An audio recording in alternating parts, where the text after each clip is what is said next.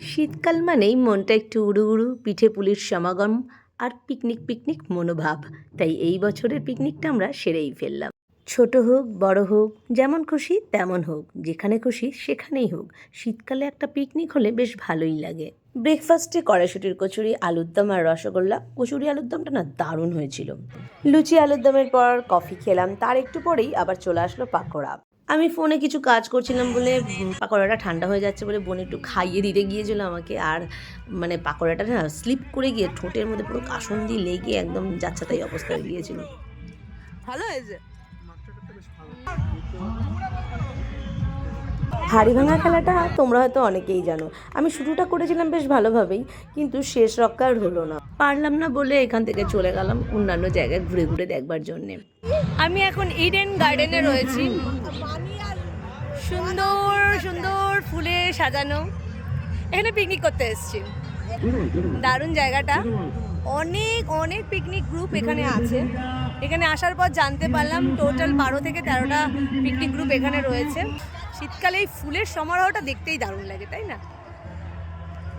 ওকে, চলো বাই।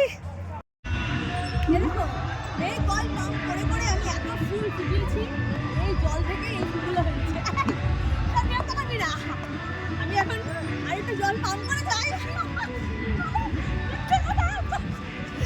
আমি আরেকটু জল পাম্প করে যাই।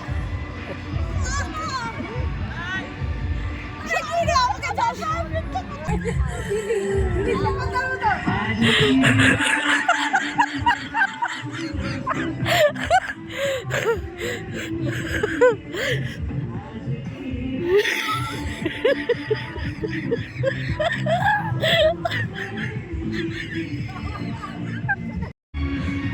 পোজ দাও, রেশো একটা পোজ দেখো, ট্রেন্ডি পোজ।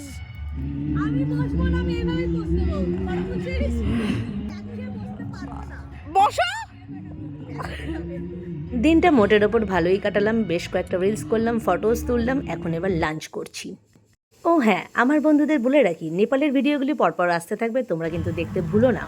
এবার আমি বেরিয়ে পড়বো, তোমরা যাওয়ার আগে অবশ্যই ভিডিওটা লাইক করে দিয়ে যেও। Bye bye.